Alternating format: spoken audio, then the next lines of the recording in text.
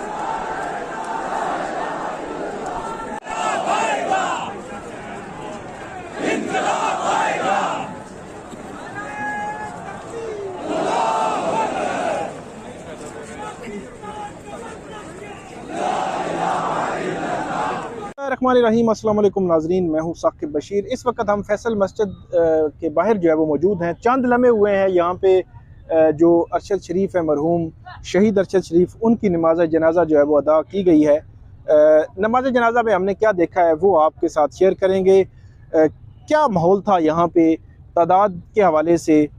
बहुत सारे जनाजे हम पढ़ते हैं, ख़ास तौर पर जो मजहबी लोग होते हैं, जो औलिया होते हैं, उनके जनाजे बहुत बड़े होते हैं, लोग आते हैं उसमें। मतलब उमूमी जो है हमारे यहाँ जो मुआशरे में रवाज होता है। अरशद शरीफ साहब का जो जनाजा था, ये मेरा ख्याल है कि बड़ा तारीख़ी जनाजा हुआ है और बड़ी ही कसीर तादाद में लोग यहाँ पे आए हैं और हर तबका फ़िक्र से लोग जो है वो यहाँ पे देखे गए हैं। अभी भी लोग यहाँ से जो है वो वापस जा रहे हैं और फैसल मस्जिद के तकरीबन चारों अतराफ लोग जो है वो मौजूद थे, कसीर तादाद में मौजूद थे। बहुत बड़े पैमाने पे जो मैनेजमेंट को शायद जो ऑर्गेनाइज कर रहे थे सारा मामला, उनको शायद ये उनकी तवक्को से ज़्यादा लोग आ गए हैं। थोड़ा सा मिसमैनेजमेंट ये थी कि फैसल मस्जिद की बैक साइड पे क्योंकि जनाजा था तो उसकी फ्रंट साइड पे जो माइक वगैरह थे वो नहीं थे, साउंड नहीं था, लोगों को आवाज़ नहीं आ रही थी। लेकिन ये है कि मेरा ये ख्याल है कि शायद बहुत सारे लोग इतना बड़ा जो है वो जनाजा शायद तवक्को नहीं कर रहे थे, लेकिन बहुत बड़ा तारीख़ी जनाजा था। जनाजा जो है वो यहाँ पे हमने भी पढ़ा, सहाफ़ी, मतलब हर तबका फ़िक्र के लोग यहाँ पे थे। अरशद शरीफ जो है वो सहाफ़त में एक बड़ा नाम है। अरशद शरीफ साहब के जनाजे पे जो क्राउड था, क्राउड से मेरी मुराद ये है कि जो पार्टिसिपेंट थे, जो लोग जिन्होंने शिरकत की, आसान अल्फाज में शिरकत जिन्होंने की, उसमें एक बड़ा, जब जनाजा ख़त्म हुआ है तो बड़ा चार्ज्ड किस्म का क्राउड हमने देखा है कि फैसल मस्जिद की बैक साइड से होकर, मस्जिद के जो लोग जानते हैं फैसल मस्जिद को, एक बहुत बड़ा एरिया है कि फैसल मस्जिद की बैक साइड से होकर हम फैसल मस्जिद के अंदर से होते हुए नीचे उतर कर काफ़ी आगे आकर जो है वो यहाँ पे वीडियो कर रहे हैं। तो जनाजा गाह से लेकर यहाँ आने तक हर जगह पे टोलियों की शक्ल में यंग थे लोग, नौजवान थे, जो है वो नारे लगा रहे थे, बड़े जो है वो मतलब एक जज्बा जो है वो देखा गया है और जज्बात का इजहार भी जो नौजवान हैं वो कर रहे थे। और अरशद शरीफ तेरे खून से इनकलाब आएगा, ये वो नारा था जो सबसे ज़्यादा मेरी नज़र में जो लग रहा था। गुस्सा भी था लोगों में, जज्बात भी थे, एनर्जेटिक थे लोग, जो है वो ये सवाल कर रहे थे कि ज़ालिमों जवाब दो, खून का हिसाब दो। ये नारा भी था। यकीनी तौर पर जो अरशद शरीफ हैं, वो उनका जो कुछ हुआ है उनके साथ कीनिया में, वो नहीं होना चाहिए था। और जो हुआ है उसके पीछे जो भी लोग हैं, आज़ादाना और गैर जानिबदाराना जो इसमें तहकीकात होनी चाहिए, और वो सामने आना चाहिए कि कौन लोग थे जिनका निशाना जो है वो अरशद शरीफ बने हैं। अरशद शरीफ के जनाजे पर हम जो है वो अभी हमने जनाजा पढ़ा है, चंद लम्बे हुए हैं। कोई इस पर डिबेट नहीं करेंगे कि यार अब फ़लाँ को अब मोर्द इल्ज़ाम ठहराएँ और फ़लाँ को नहीं ठहराएंगे।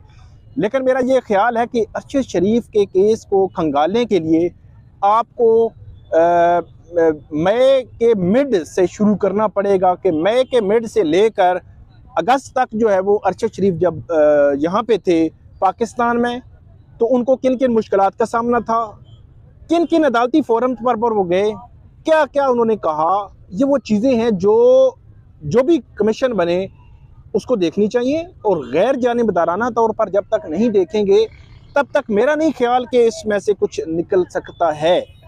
क्योंकि बड़े बड़े वाक़यात हमारे मुल्क में हो गए।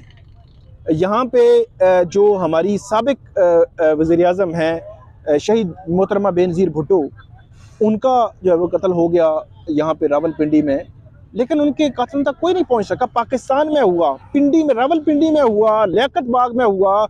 ये वो एरियाज़ हैं जिनके बारे में कह सकते हैं आपके उन पर पहुँचना मुश्किल नहीं था, लेकिन इसके बावजूद उनके कातलों तक एग्जैक्टली कोई नहीं पहुँच सका। कीनिया में ये जो अरशद शरीफ साहब के साथ हुआ है, क्या उन तक पहुँचना आसान है? बिल्कुल आसान नहीं है। लेकिन मेरा ये ख्याल है कि अगर रियासती इदारे, या जो ख़ास तौर पर मैं कहूँगा क्योंकि मेन स्टेक होल्डर सियासी जमातों से ज़्यादा सहाफ़ती तंजीमें हैं, सहाफ़ती तंजीमें ये तहैया कर लें, सहाफ़ी तहैया कर लें, यकजा हो जाएं कि हमने उनके कातलों तक पहुँचना है, तो मेरा नहीं ख्याल कि चीज़ें छुप सकती हैं, आसानी से छुप सकती हैं। आपको मई 2022 के जितने इवेंट्स हैं वहाँ से शुरू करना पड़ेगा, और अक्टूबर 2022 तक आना पड़ेगा। ये 5 मंथ का पूरा एक जो है वो टाइम लाइन बनानी पड़ेगी। कब क्या हुआ, क्या कहा गया, किस अदालती फोरम पर गए, क्या क्या उन्होंने उन पे लिखा, ये सारी चीज़ें रिकॉर्ड पे देख के, इनके मद्देनज़र रख के इनकी तहकीकात को आगे बढ़ाना पड़ेगा। तब जाकर मेरा ये ख्याल है कि इसमें कोई कामयाबी हासिल हो सकती है। इसके बगैर जो है वो कामयाबी नहीं मिलेगी। लेकिन अगर ये कामयाबी नहीं मिलती तो ये मुस्तकबिल में भी इसके असरात होंगे, ख़ास तौर पर सहाफ़ती बरादरी पर असरात होंगे, सहाफ़ियों पर असरात होंगे। जो कुछ अरशद शरीफ के साथ हुआ है, अगर ये इंसाफ ना हुआ, अगर इन लोगों तक ना पहुंचा गया जो कल्प्रिट्स हैं, जो ज़िम्मेदार हैं, जो अरशद शरीफ जिनकी वजह से बाहर गए, जिनकी वजह से कीनिया जाना पड़ा, तो मेरा नहीं ख्याल कि मुस्तकबिल में ऐसे वाक़यात फिर हम रोक सकेंगे। तो ये आज की रुदात है जो हमने यहाँ पे जनाजा पढ़ा है अरशद शरीफ मरहूम का। अल्लाह ताला उनकी मग़फ़रत करे, अगले जहान जो है वो उनको आसानियाँ करे, अल्लाह ताला उनके सगीरा कबीरा गुनाहों को माफ़ करे।